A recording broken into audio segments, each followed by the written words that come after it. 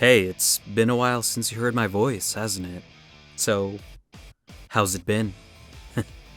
SD Gundam Battle Alliance is a new game coming out August 25th with the demo out right now, and honestly, gonna be a good time. So, first of all, what is it? SD Gundam is a spin-off series when it comes to games for the Gundam franchise. SD standing for Super Deformed. It's essentially just miniature, more cuter versions of the Gundams that we currently know. Within this game, it's meant to be a crossover, bringing in a variety of different Gundam stories all into a single narrative. History is broken. All the stories that we've come to know and love have been fractured and corrupted, where events aren't taking place how they should be. This game is a simulation where there are things called breaks, and these breaks are somehow not only affecting the simulation, but from what you're being told, are also changing history. So it's up to you to make sure you go into these missions and make sure things go as they were meant to go, which also kind of somewhat means that you're making sure that the story events where, if you're familiar with Gundam, if things go how they're meant to be going, all of these characters that you're helping out are going to end up getting killed off like they're meant to be.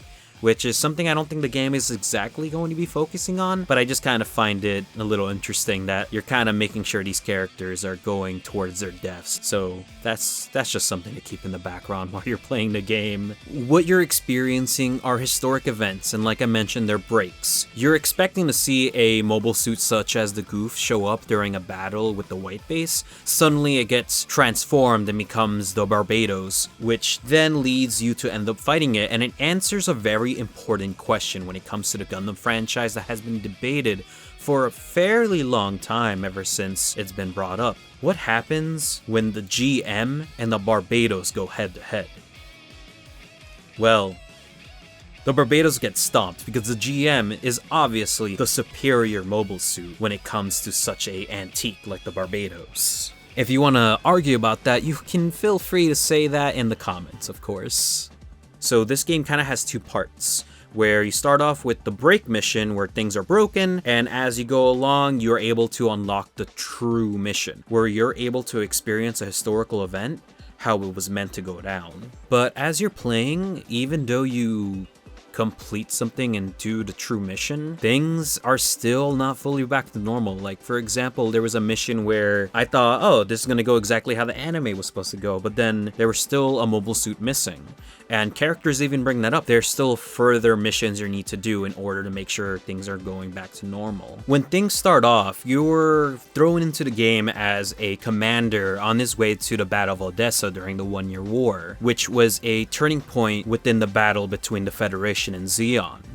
But as you're caught in the middle of a battle, all of a sudden you're transported into the events of this game, alongside a character called Juno, who is another new character who doesn't exist in any Gundam series up until this game, an original character, and she's a programmer, and it's been seen that you have both been chosen by the simulation in order to help save it, for whatever reason that I feel like the story is going to expand on, because it's a little interesting that the story is all about Gundam history, yet you and this programmer who have never existed up until this game are suddenly here. And it feels like there might be something else going on in the background, more than you're being told. Alongside you is, of course, your faithful companion Haro, who is going to be serving as this cute little mascot to go along with your adventure, and Sakura, who is the one who is navigating you through these missions. Haro senpai, ちょっと来て。なんだ、さくら。なんだ、さくら。荒屋敷のデータをインプットするよ。データリンク。パスコードは君の旗をあげろ。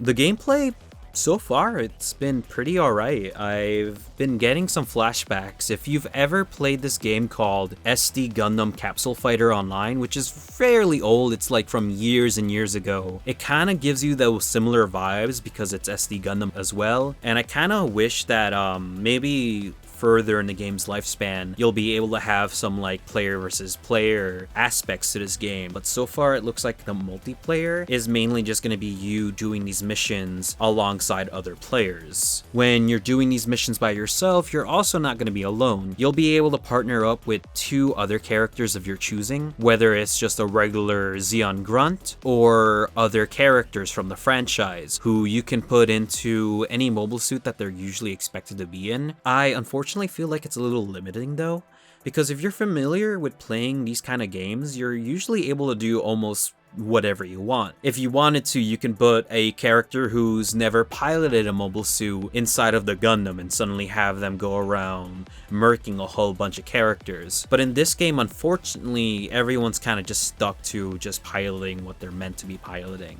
which also kind of gets a little annoying, at least in the beginning of the game. Like, for example, when I unlocked the Dom, I kind of wanted to do the TriStar thing, where you would have 3 Doms, but unfortunately, you can only yourself have the Dom, along with the only other character at that time who can pilot the Dom being Zeon Grunt. You can't have another Zeon Grunt, unfortunately, to then pilot another Dom.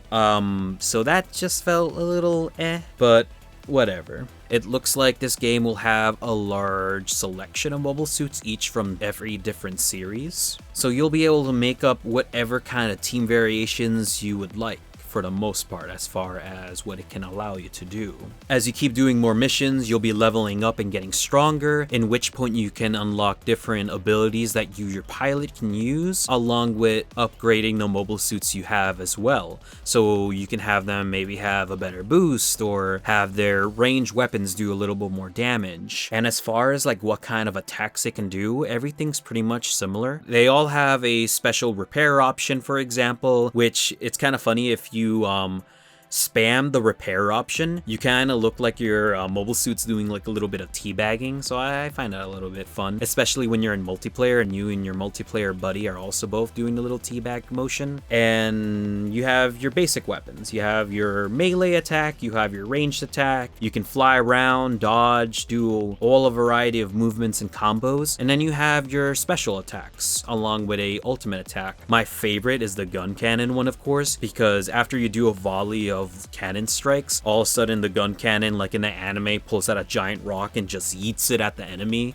And that is honestly the kind of thing that I like seeing in a game like this. It has fun with its own ideas, and it's able to just do whatever it wants for the most part. The missions that we got so far are pretty straightforward. You start at point A, point B, you fulfill the objectives, and then you have a boss fight at the end. Those boss fights can get a little intense and are like the main highlight of those missions, where you're able to go up against some of the main antagonists that the characters would have to fight in the series. And like I said earlier, it seems like things aren't exactly what you're being told they are.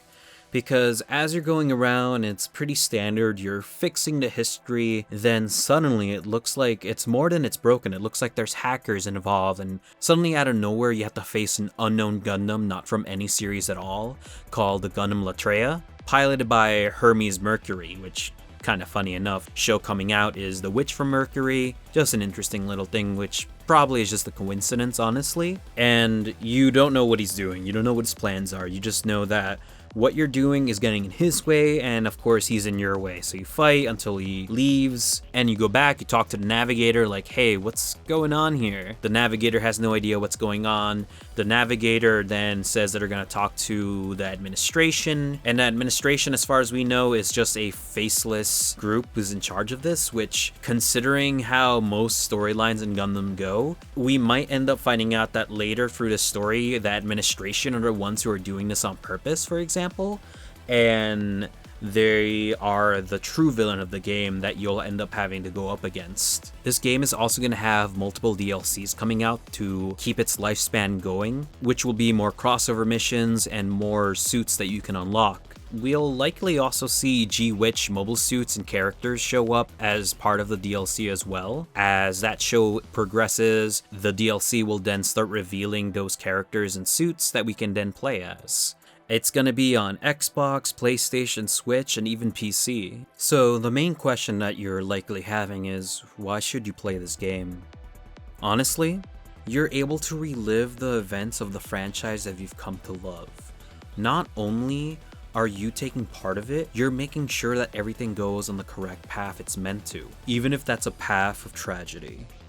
You, the player, are making sure that these meaningful endings continue to exist.